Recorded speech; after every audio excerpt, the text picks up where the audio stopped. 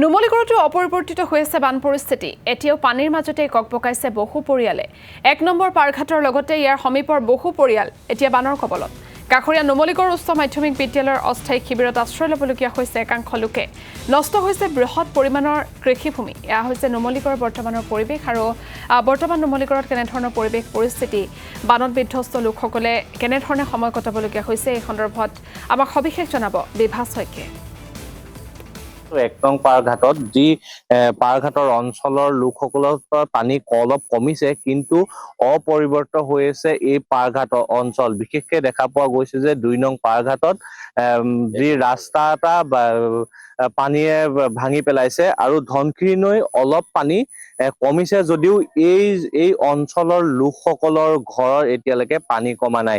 তেওঁলোকে নুমলীগড় যি উচ্চ মাধ্যমিক বিদ্যালয়ত শিবিৰ পাতি আছে বুলি আমি জানিব পাৰিছো। এজন লোক আছে, মই তেওঁৰ পৰা জানিব বিচাৰিম। কওকচোন কিমান পানী হৈছে ইয়াত আৰু কি কি? দাদা, প্ৰত্যেকৰ ঘৰত এককাল পানী হৈছে আৰু বস্তু পানী চব নষ্ট হৈছে, কিছুমান খেতি পথাৰো গ'ল আৰু পানী এতিয়া কমিছে যদিও মানে ইমান এটা ঘৰৰ পৰা পানী ওলাই যোৱা নাই, তেওঁ সোমাই আছে, আপোনালোকে দেখিছে।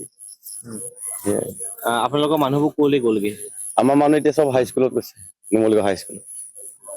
গৰু ছাগলী চব যেনে তেনে ৰাস্তাত আছে, কিছুমান নাই মাথাউৰিত উঠাই দিয়া আছে। ইটা ভাটাত আগতকে পানী অলপ কমিছে নে? অলপ কমিছে, 1 ইঞ্চি মান, বেছি কমা নাই। কিমান ঘৰ মানুহ এতিয়া পানীৰ কবলত? এতিয়া বৰ্তমান 70, 80, 90 ঘৰ মান হৈ যাব। প্ৰায় 70 পৰা 80 ঘৰ লোক এই পাৰঘাটত লোক পানীত ডুবি আছে। এফালে মই দুখ পাইছো যে এজন লোক যি নিজৰ ঘৰৰ পৰা নিজৰ আহি আছে। আমি পৰিৱেশটো দেখুৱাইছো যি নুমলীগড়ৰ বিভিন্ন অঞ্চল। আৰু এজন লোক আছে, মই তেওঁৰ পৰা জানিব বিচাৰিম। কওকচোন দাদা, আপোনাৰ ঘৰত কি কি অনিষ্ট কৰিছে? মানে ইয়াৰ গৰু ছাগলী এতিয়া তেনেকুৱা ভোকত মৰিব আৰু আমি নিজেতো আৰু খাবলৈ পোৱাই নাই এতিয়ালৈকে। ভিতৰৰ চৌকাত পানী হৈ গৈছে, গোটেই ভিতৰত পানী হৈ আছে। এতিয়া কি কৰিম আৰু? চৰকাৰৰ পৰা সুবিধা পাইছে নে? এতিয়ালৈকেতো হোৱা নাই বাৰু। যি শিবিৰলৈ লোকবোৰ গৈছে? আমাৰ মানুহ আৰু এতিয়া চব স্কুলত গৈ আছে।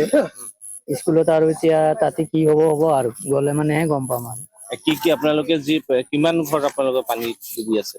পানী এতিয়া ভিতৰত মোৰ এবেগেত মান আছেই ওলাবলৈ। কি আহ্বান জনাব চৰকাৰখনলৈ? কি জনাম আৰু এতিয়া, চৰকাৰে কি বিচাৰ লয় আৰু এইকেইটা। হয়, এটা কথাই ক'ব লাগিব, যি নুমলীগড়ৰ অঞ্চলত এতিয়া ধুডাং অঞ্চলত পানী বাঢ়িছে। এই মুহূৰ্তত ধন্যবাদ জ্ঞাপন কৰিছো।